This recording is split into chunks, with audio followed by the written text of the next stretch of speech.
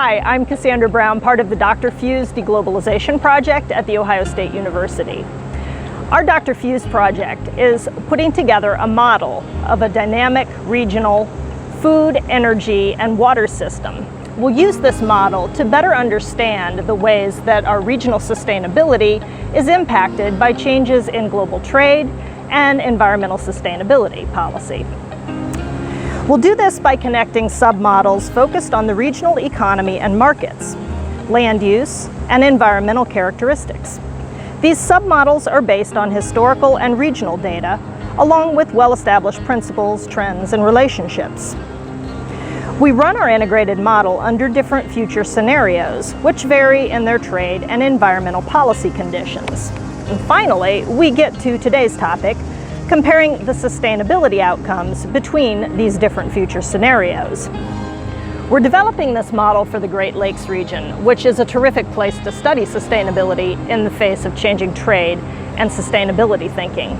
So much of this area sits at the intersection of different resource and land needs. Right now, for instance, I'm standing in the Cuyahoga River Valley, not too far from Lake Erie and Cleveland, Ohio, and not too far from large tracts of agricultural land. From here, it's hard to believe that this river was once infamous for catching on fire. As a key trade waterway, the river was subject to frequent oil spills and other forms of pollution, which made its way to Lake Erie and drew major media attention. Thankfully, we've learned to live a little more in balance with our environmental and economic needs since then. But what does the future hold for this area? What policies will keep this area most sustainable? And what do we mean by sustainable? In this short video, we'll take a look at our sustainability assessment approach and some of the challenges that it presented. First, what do we mean by sustainability? Basically, it means meeting our current needs without compromising the needs of future generations. In other words, to sustain standards at an acceptable rate or level into the future. In general, scholars use two main approaches to measure sustainability. One that relies on physical indicators, and another that uses what's called inclusive wealth. The physical indicator approach uses specific environmental indicators to measure sustainability. It acknowledges critical levels that are needed to sustain an acceptable way of life. For example, setting limits for specific pollutants in regional air or water. However, environment is just one of many factors involved with human needs and sustaining them. The inclusive wealth approach takes a more comprehensive look that includes those other needs. It suggests that certain trade-offs are possible, even desirable, as long as the overall pool of resources is maintained.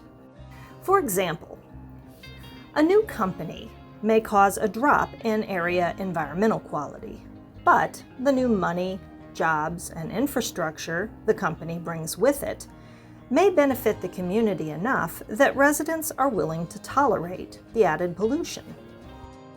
But how do we equate and compare these trade-offs? It's not like we're comparing apples to oranges, or even apples to bicycles. We know how to do that.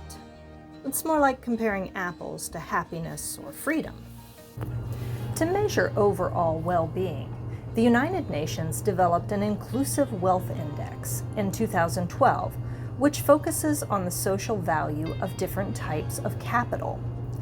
This index defines capital in a very broad sense, meaning any community asset that generates value for people. For example, manufactured capital, like roads, buildings, and production facilities. Also human capital, or the stock of knowledge, training, and skills of a population.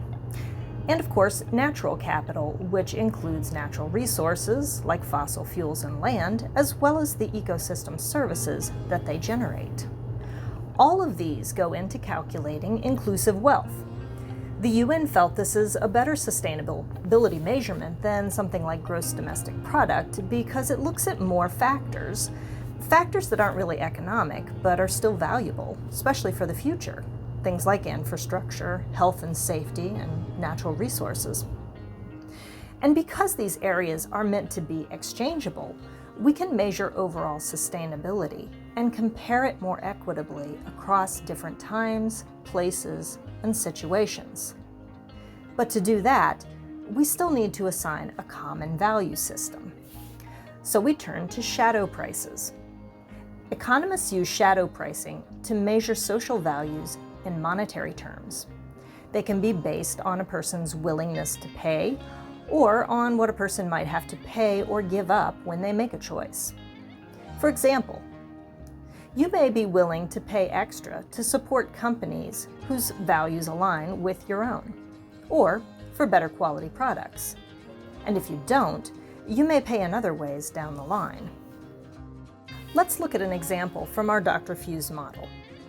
Shadow prices might be calculated for a clean local water supply by looking at the cost of alternatives, upgraded water treatment facilities, the impact on health and community, or money gained or lost from tourism and investment. As environmental quality approaches or exceeds those critical physical indicators we talked about, the situation can become clearly unsustainable. Which brings us to the main problem with inclusive wealth as a sustainability assessment tool. Not everything is exchangeable. As citizens made clear in Cleveland back in the 1960s, and in many other places and times. For the DRFEWS integrated model, we're working on a way to blend the inclusive wealth and physical indicators approaches. We're using an inclusive wealth index to capture that comprehensive look at human needs, but we're also keeping an eye on specific critical indicators, including water quality and carbon emissions.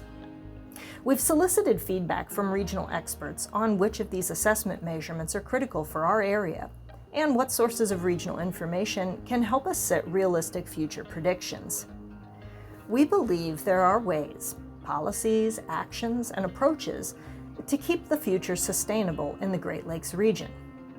By examining both inclusive wealth and critical environmental indicators under different future scenarios, we believe the DRFEWS model can help guide decisions for a more sustainable tomorrow for our region and our world.